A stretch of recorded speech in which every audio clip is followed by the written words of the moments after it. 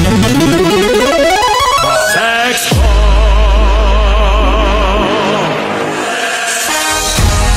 day mga ka-heartbeat. And yes, may kinalaman sila for today's video.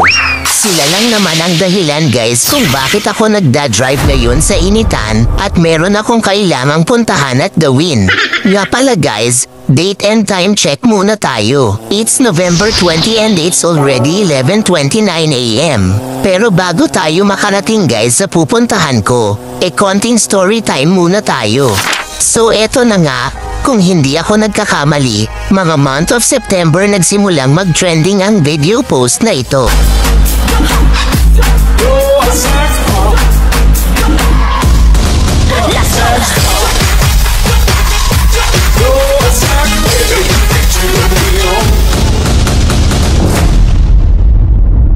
At syempre, dahil isa ang asawa ko sa pinalaki ng sex bomb,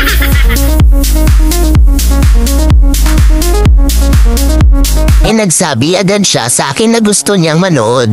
Syempre ako, oo lang ng oo at ganun naman talaga kami kapag nagkakayayaan, sa plano lang tuloy hanggang sa makalimutan. Kaya hindi ko naman din sineryoso, at yun ang malaking pagkakamali ko. So fast forward guys, pagpasok nga ng first week ng November, nababalitaan na niya sa sinalihan niyang GC na kakaunti na lang ang available seats sa Araneta. Kaya nagsuggest siya na gamitin na lang muna namin yung nakatabing budget at medyo malayo pa naman ang due date ng bayarin, then ibalik ko na lang daw pagsahod ko. Oh, no! At syempre dahil nagmamarunong tayo, sinabi ko sa kanya na fake news lang yun at marami pang bakante nung nag-check ako online, kaya aabot pa sa sahod ko. At dahil tiwala siya sa mga sinabi ko, pumayag naman siya. At nung November 14 nga, pagkahatid ko sa kanya sa trabaho dumating na rin yung sahod ko. Pero natulog na muna ako at galing pa kasi akong night shift. Kaya chinat ko na lang din siya na before shift na lang ako bibili ng ticket online. At nung kinagabihan nga, pag-open ko ng website, ito ang bumumad sa akin. Syempre hindi ko muna sinabi. At baka kako biglang magkaroon pa ng additional seats, pero kinaumagahan ng November 15 nalaman na rin niya sa GC na sold out na. At nung sinabi ko na rin, doon na umiyak ang person sa sobrang sama ng loob, at hindi niya na rin ako kinausap at pinansin nun. So seryoso pala talaga siyang mapanood yung mga idol niya, at once in a lifetime reunion concert daw kasi yon, and yung ibang members na nasa ibang bansa uuwi pa daw para lang makumpleto sila.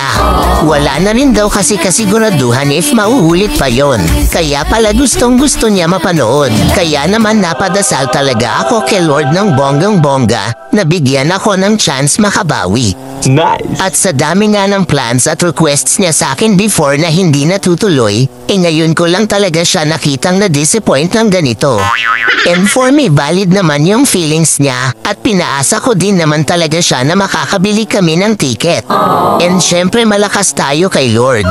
November 18, nag-send si Mrs. ng link sa family GC namin at pag-open ko nga,